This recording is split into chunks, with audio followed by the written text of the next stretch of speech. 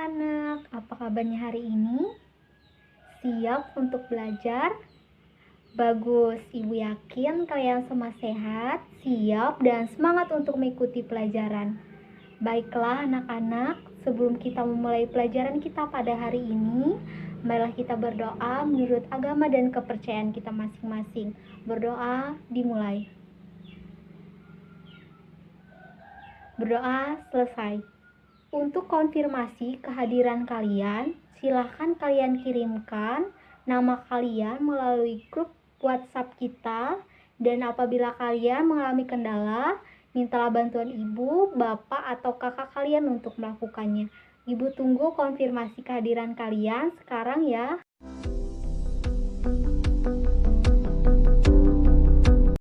Wah, ternyata anak-anak ibu rajin dan semangat untuk belajar. Ibu yakin meskipun sekarang kita belajar secara daring, tapi itu tidak akan mengurangi rasa semangat anak-anak ibu untuk belajar. Nah, anak-anak, untuk meningkatkan rasa nasionalisme kita terhadap bangsa Indonesia, mari kita bersama-sama menyanyikan lagu wajib nasional kita, yaitu lagu Garuda Pancasila. Apakah semuanya bisa untuk menyanyikannya? Ya, jika semuanya bisa, mari kita bersama-sama untuk menyanyikannya.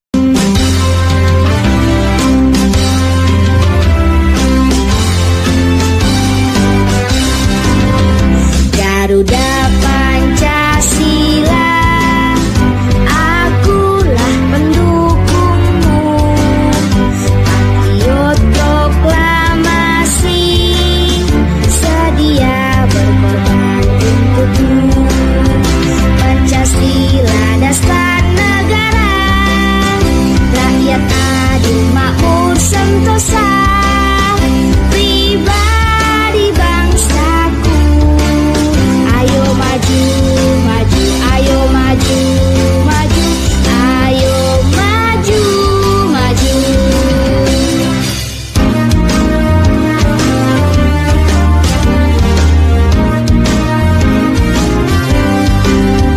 Garuda Pancasila, akulah pendukungmu, patriot proklamasi, sedia berkorban untukmu. Pancasila dasar negara, rakyat adil makmur sentosa, pribadi bangsaku. Ayo maju, maju, ayo maju, maju, ayo maju, maju. Terima kasih anak-anak ibu telah menyanyikannya dengan sangat bagus. Sekarang ibu mempunyai sebuah teks bacaan yang berjudul Bertelur dan Melahirkan. Simaklah teks bacaan yang akan ibu bacakan ya. Hewan memiliki kemampuan berkembang biak untuk mempertahankan kelestariannya. Pada umumnya, kita mengenal dua jenis perkembangbiakan hewan, yaitu bertelur dan melahirkan. Perkembangbiakan terjadi saat sel telur betina bertemu dengan sel sperma jantan. Kemudian terjadilah pembuahan. Sel telur yang telah dibuahi ini kemudian berkembang menjadi bakal bayi dari jenis hewan yang bersangkutan. Pada hewan melahirkan, bakal bayi berkembang di dalam tubuh induknya hingga usianya cukup untuk dilahirkan. Pada hewan petelur, sel telur yang telah dibuahi kemudian dikeluarkan oleh induknya. Telur ini kemudian dierami oleh sang induk hingga telur tersebut berkembang menjadi bakal bayi dan keluar dari cangkang telurnya. Selain kedua jenis hewan tersebut, ternyata ada juga jenis hewan yang berkembang biak dengan bertelur dan melahirkan, yang disebut dengan hewan ovovivipar. Salah satu contohnya adalah ikan paus. Apakah ada yang masih ingat pembelajaran kita yang lalu? Ya, betul sekali. Nah, hari ini kita akan belajar tema 1, pertumbuhan dan perkembangan makhluk hidup, subtema 1, ciri-ciri makhluk hidup, dan pembelajaran 1. Dengan tujuan pembelajaran ada 7. Yang pertama, setelah mengamati, kalian dapat mengidentifikasi bentuk pola irama sederhana dengan benar. Yang kedua, setelah mengamati, kalian dapat memeragakan pola irama sederhana dengan percaya diri. Yang ketiga, setelah mengamati gambar, kalian dapat menyebutkan minimal 4 ciri-ciri makhluk hidup dengan tepat. Yang keempat, setelah kegiatan membandingkan gambar, kalian dapat menyimpulkan ciri-ciri makhluk hidup dengan tepat. Yang kelima, setelah bermain mencari pasangan nama dan lambang bilangan, kalian dapat membilang secara urut bilangan 1000 sampai 10.000 dengan benar. Yang keenam, setelah bermain mencari pasangan nama dan lambang bilangan, kalian dapat membilang secara loncat bilangan 1000 sampai 10.000 dengan benar. Yang ketujuh, setelah mengamati contoh, kalian dapat membilang dan menuliskan bilangan 1000 sampai 10.000 secara panjang dengan benar. Siapa di sini yang suka bermain tebak-tebakan? Wah, ternyata semuanya suka ya bermain tebak-tebakan. Baik, di sini Ibu ada satu tebak-tebakan tentang nama-nama hewan. Ibu mulai ya. Hewan ini berbadan kecil, mempunyai 4 kaki, suka berada di dinding dan makanannya nyamuk. Hewan apakah itu? Ya, betul sekali. Jawabannya cicak. Apa di sini yang tahu lagu Cicak di Dinding? Baik, hari ini kita akan belajar mengenal bentuk pola irama sederhana pada lagu Cicak di Dinding. Pola irama yaitu panjang dan pendeknya bunyi dengan susunan tertentu pada lagu. Simbol garis pendek berarti bernyanyi dengan bunyi pendek, dan simbol garis panjang berarti bernyanyi dengan bunyi panjang.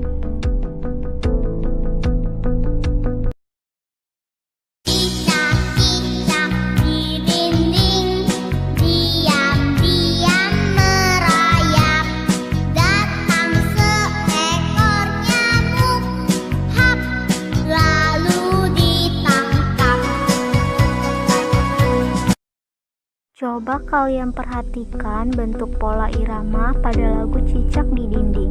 Pada baris pertama, kedua, dan ketiga diawali dengan 6 garis pendek dan diakhiri dengan 1 garis panjang, yang berarti baris pertama, kedua, dan ketiga memiliki pola irama yang sama.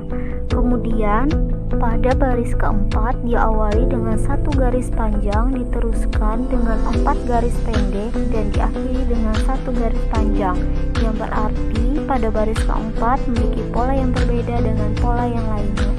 Jadi lagu Cicak di Dinding termasuk memiliki pola irama yang sederhana. Pada lagu Cicak di Dinding yang kita nyanyikan tadi, ada yang tahu apa saja ciri-ciri cicak sebagai makhluk hidup? Ya, pintar sekali. Pada baris pertama dan kedua yaitu cicak-cicak di dinding, diam-diam merayap, yang artinya cicak bergerak dan cicak bergerak dengan cara merayap. Kemudian ada yang tahu lagi apa saja ciri-ciri cicak sebagai makhluk hidup? Ya, betul. Pada baris yang ketiga dan keempat, datang seekor nyamuk, hap, lalu ditangkap, yang artinya cicak memerlukan makanan dan salah satu jenis makanannya yaitu nyamuk. Makhluk hidup terdiri dari manusia, hewan, dan tumbuhan. Makhluk hidup tersebut memiliki ciri-ciri yang sama, yaitu ciri-ciri yang pertama adalah bernapas. Setiap makhluk hidup pasti melakukan proses bernapas, dan alat pernapasan makhluk hidup pun berbeda-beda. Sebagai contoh, manusia bernapas dengan paru-paru, sedangkan ikan bernapas dengan insang. Ciri makhluk hidup yang kedua adalah tumbuh dan berkembang. Tumbuh berarti bertambahnya ukuran tinggi dan beratnya, sedangkan berkembang artinya semakin meningkat kemampuannya. Sebagai contoh, manusia mulanya hanya digendong. Lambat laun mengalami perkembangan, mulai dari merangkak sampai akhirnya bisa berjalan. Ciri makhluk hidup yang ketiga adalah berkembang biak. Cara berkembang biak makhluk hidup pun tentu berbeda-beda. Manusia berkembang biak dengan cara melahirkan, ayam berkembang biak dengan cara bertelur, sedangkan pohon mangga berkembang biak dengan biji.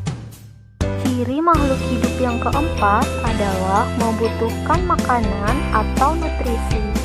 Setiap makhluk hidup pasti membutuhkan makanan untuk berlangsung hidup. Manusia memerlukan hewan dan tumbuhan sebagai bahan makanan. Sebagian hewan juga memerlukan tumbuhan untuk makanan. Ciri makhluk hidup yang kelima adalah bergerak. Hampir semua makhluk hidup dapat bergerak secara mandiri. Manusia adalah makhluk hidup yang paling sempurna. Manusia dapat melakukan berbagai macam gerakan, bisa berjalan, lompat, dan berlari. Ciri makhluk hidup yang keenam adalah peka terhadap rangsang. Makhluk hidup memiliki kepekaan terhadap rangsang yang berbeda-beda. Jika mata kita silau terkena sinar matahari, seketika akan menutup mata. Daun putri malu akan menutup jika daunnya disentuh. Hewan kaki seribu akan menggulungkan badannya jika disentuh. Baiklah, untuk tugas pada buku kalian halaman 4 dan 5, silahkan kalian kerjakan dan kumpulkan melalui grup WhatsApp kita minggu depan ya. Anak-anak, apakah ada yang tahu hewan apakah yang terdapat pada gambar?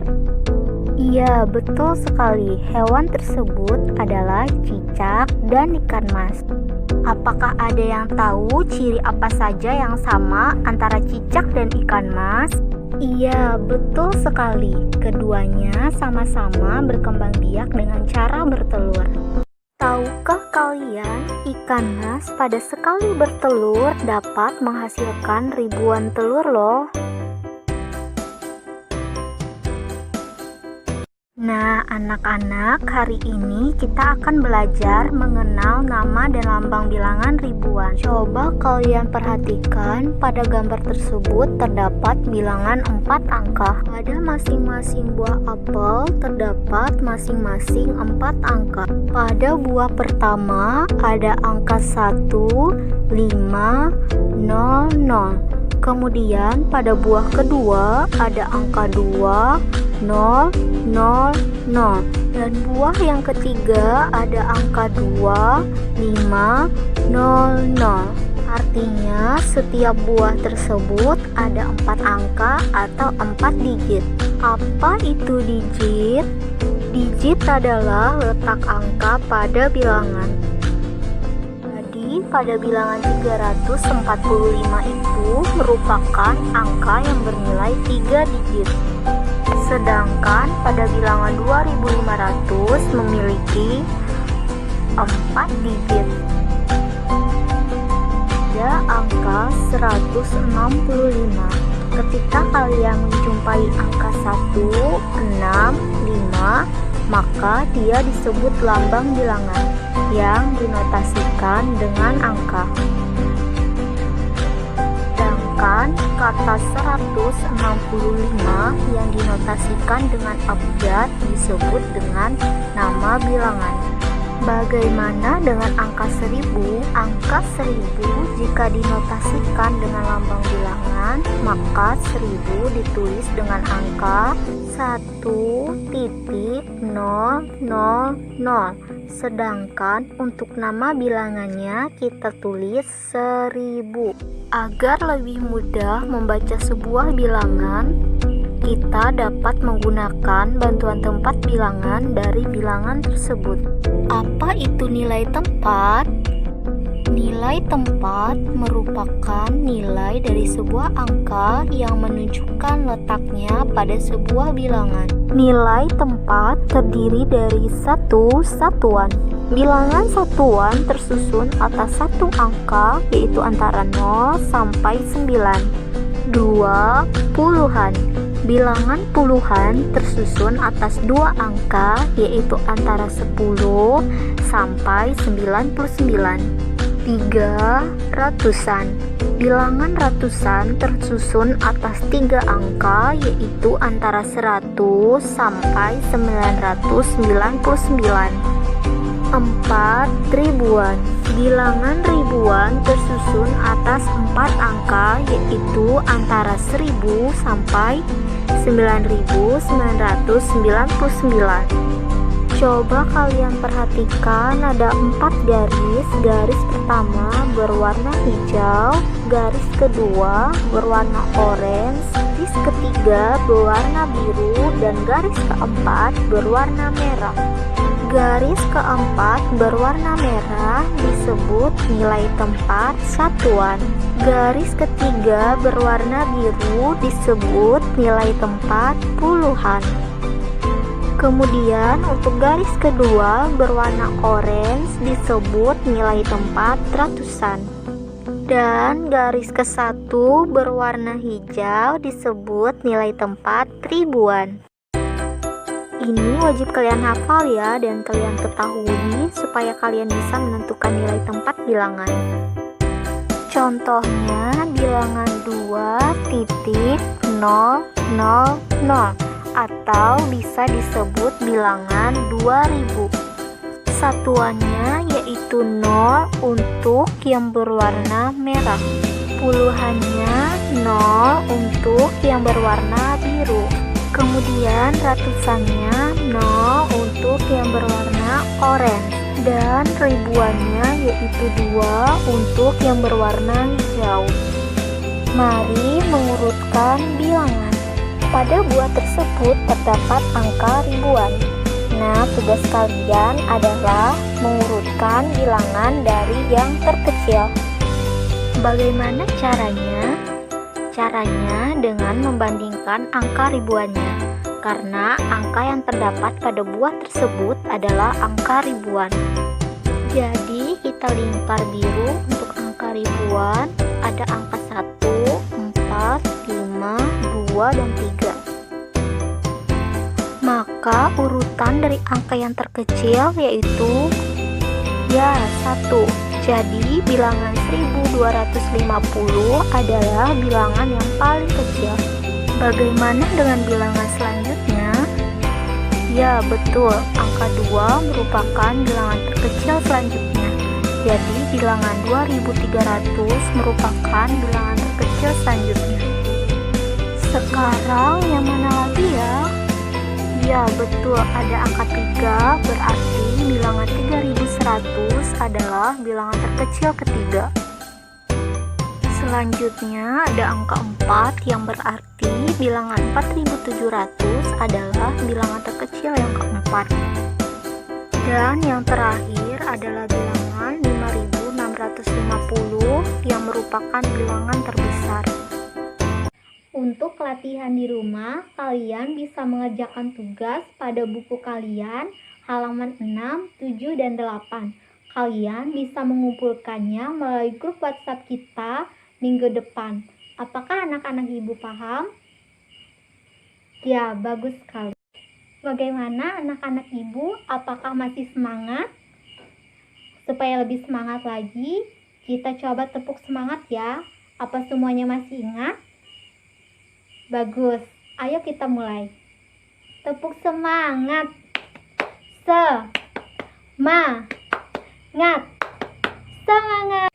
Baik, sebelum kita menyimpulkan pembelajaran kita pada hari ini, Ibu mempunyai beberapa pertanyaan. Yang pertama, apa saja yang sudah kita pelajari hari ini? Ya, betul, kita sudah belajar tentang pola irama sederhana. Kemudian, apa lagi? Ya, betul sekali. Kita telah belajar ciri-ciri cicak dan ikan sebagai makhluk hidup. Kemudian yang terakhir? Ya, yang terakhir kita telah belajar mengenal nama dan lambang bilangan. Baik, untuk pertanyaan kedua, apa kegiatan yang paling kalian sukai? Ya, bernyanyi. Kemudian apa lagi? Bermain tebak-tebakan. Berhitung. Ya, bagus sekali. Ternyata anak-anak ibu mengikuti pelajaran dengan sangat baik. Jadi, kesimpulan pembelajaran kita hari ini adalah pola irama memiliki dua jenis. Yang pertama, pola irama rata atau sama. Yang kedua, pola irama tidak rata atau berbeda. Salah satu contoh pola irama sederhana ada pada lagu Cicak di Dinding. Kemudian, ciri-ciri makhluk hidup adalah bergerak, bernapas, tumbuh, berkembang biak, memerlukan makanan, dan peka terhadap rangsang. Ciri-ciri yang sama antara cicak dan ikan mas adalah sama-sama berkembang biak dengan cara bertelur. Kita juga telah belajar menentukan nama dan lambang bilangan ribuan. Cara mudah untuk bisa mengurutkan bilangan ribuan adalah dengan cara menentukan nilai tempat. Nilai tempat terdiri dari satuan, puluhan, ratusan, dan ribuan. Untuk tugas yang Ibu berikan tadi, jangan lupa dikerjakan di rumah ya. Ibu ingatkan kembali tugas-tugasnya. Untuk tugas video bernyanyi, kalian kumpulkan setelah pembelajaran berakhir. Dan tugas pada buku kalian halaman 3-8 dikumpulkan minggu depan melalui grup WhatsApp kita. Apakah anak-anak Ibu jelas? Ya. Sebelum kita mengakhiri pelajaran kita, mari kita bersama-sama menyanyikan lagu daerah dari Kalimantan Selatan. Ada yang tahu judulnya apa? Ya, betul sekali, judulnya Ampar-ampar pisang. Apakah semuanya bisa untuk menyanyikannya? Bagus, jika semuanya bisa, mari kita bersama-sama untuk menyanyikannya.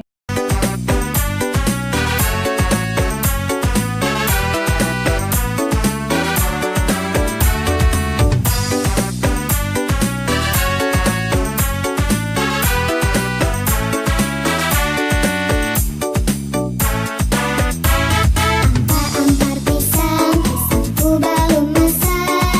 Masak gigi diurung bari-bari. Masak gigi diurung bari-bari.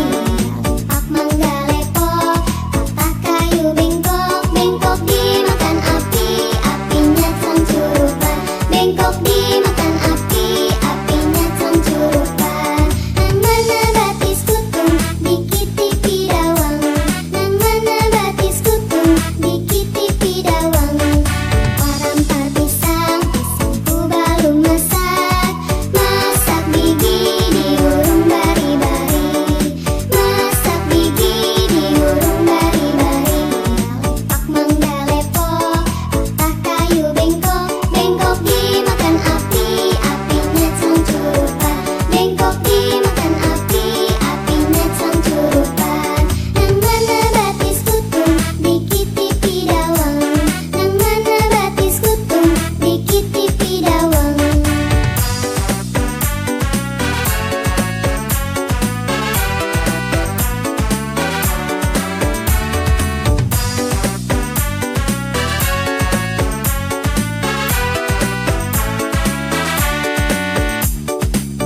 Ibu berpesan untuk anak-anak Ibu untuk selalu menjaga kebersihan diri pada masa pandemi COVID-19 ini. Untuk selalu cuci tangan, pakai masker, dan juga jaga jarak. Sebelum kita mengakhiri pelajaran kita pada pagi hari ini, marilah kita berdoa menurut agama dan kepercayaan kita masing-masing. Berdoa dimulai. Berdoa selesai. Selamat pagi dan tetap semangat untuk anak-anak Ibu.